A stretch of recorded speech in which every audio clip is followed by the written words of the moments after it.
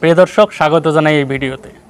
আগামীতে আওয়ামী লীগের ভবিষ্যৎ কী, আওয়ামী লীগের ভবিষ্যৎ আসলে কোন দিকে যাচ্ছে, সামনে কীরকম দিন অপেক্ষা করছে, এই ব্যাপারে আজকে কথা বলবো। দেখুন, আজকে স্বরাষ্ট্র মন্ত্রণালয়ের উপদেষ্টা ব্রিগেডিয়ার জেনারেল জনাব এম সাখাওয়াত হোসেন তিনি কিন্তু এই ব্যাপারে মন্তব্য করেছেন। তিনি বলেছেন যে আওয়ামী লীগকে ওয়েলকাম, তারা দেশে আসতে পারে, তবে তাদেরকে বিচারের ভিতর দিয়ে যেতে হবে। দেখুন, কিছু সংখ্যক আওয়ামী লীগে A to Z সবাই তো আর করাপ্টেড না। কিছু সংখ্যক মানুষ আছে, তাদের মধ্যে কিছু সংখ্যক মানুষ আছে যারা ভালো, যারা আওয়ামী লীগের এরকম হালুয়া রুটি খায়নি, যারা করাপশনের ভিতর দিয়ে যায়নি।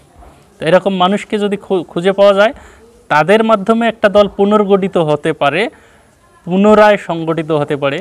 কিন্তু যারা ইতিপূর্বে করাপশন করেছে, যারা দুর্নীতি করেছে এবং যারা ক্রিমিনাল অফেন্স আছে, সোজা কথা হলো যাদের বিরুদ্ধে ক্রিমিনাল অফেন্স আছে, আমার মনে হচ্ছে তাদেরকে বিচারের মুখোমুখি হতে হবে এবং বিচারের মধ্য দিয়ে যেতে হবে। দেখুন, আমরা এর আগে দেখেছিলাম জেনারেল এরশাদ, তার নামের সাথেও কিন্তু স্বৈরাচারী একটা তকমা যুক্ত হয়ে আছে এবং প্রবল গণ আন্দোলনের মুখে তাকে কিন্তু পদত্যাগ করতে হয়েছে, পদত্যাগ করতে বাধ্য হয়েছেন তিনি।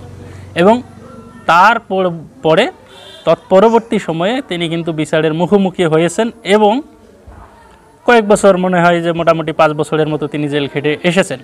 দেখুন, একটা জিনিস খেয়াল করবেন, জেনারেল এরশাদ যখন প্রবল গণ আন্দোলনের মুখে পড়েছিলেন, যখন তিনি তার পদত্যাগ অবশ্যম্ভাবী হয়ে উঠেছিল, যখন তিনি দেখেছিলেন যে পদত্যাগ ছাড়া আর কোনো গত্যন্তর নেই, তখন কিন্তু তাকে বলা হয়েছিল পালিয়ে যেতে, কিন্তু তিনি বলেছেন যে না, তিনি পালাবেন না এবং তিনি সেটাই করেছেন। তিনি দেশে থেকেছেন এবং তারপরে তিনি বিচারের সম্মুখীন হয়েছেন।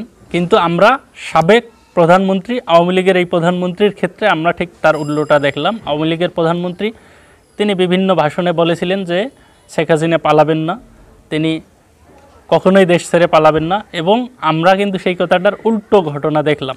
আমার মনে হচ্ছে যে তার না পালিয়ে বিচারের মুখোমুখি হওয়ার সাহসটা অর্জন করা উচিত ছিল, কিন্তু তিনি সেটা করতে পারেননি। এবং আমরা বর্তমানে দেখতে পাচ্ছি যে সজীব ওয়াজেদ জয় এবং শেখ হাসিনার দুইজনের সাক্ষাৎকারের মধ্যে কথাবার্তায় কিন্তু বিভিন্ন পার্থক্য দেখা যাচ্ছে। একই রকম কথা হচ্ছে না, এক একজন এক একভাবে কথা বলতেছে, কথার মধ্যে কেমন যেন একটা তালগোল পেঁচানো। এই ব্যাপারটা কিন্তু বর্তমান সময়ে আরও বেশি হাস্যকর, জনসাধারণের কাছে আরও বেশি হাস্যকর, আরও বেশি কৌতুকপূর্ণ হয়ে যাচ্ছে। একটা দলের সভানেত্রী, একটা রাষ্ট্রের প্রধানমন্ত্রী যিনি ছিলেন, তার ভাষ্য এরকম হতে পারে না, কিংবা আপনার হলো তার ছেলেরও ভাষ্য এরকম হতে পারে না। তো কথা যাই হোক, আওয়ামী লীগ যেহেতু একটা ঐতিহ্যবাহী সংগঠন, আওয়ামী লীগের ঐতিহ্য আছে, আওয়ামী লীগ নামটা মুক্তিযুদ্ধের সাথে জড়িত, এই কারণে আমার মনে হচ্ছে যে আওয়ামী লীগ এত সহজে বিলুপ্ত হয়ে যাবে না। আওয়ামী লীগের আবার জাগরণ ঘটবে এই বাংলাদেশে, কিন্তু এখানে নতুন মুখের আগমন ঘটবে। এখানে যাদের বিরুদ্ধে কোনো ক্রিমিনাল অফেন্স নেই, যাদের বিরুদ্ধে কোনো দুর্নীতির অভিযোগ নেই, তারাই আমার মনে হচ্ছে যে এই দলটার কাণ্ডারি ধরবে, তারাই এই দলটাকে আবার পুনর্গঠিত করবে, পুনরায় সংগঠিত করবে আমার মনে হচ্ছে।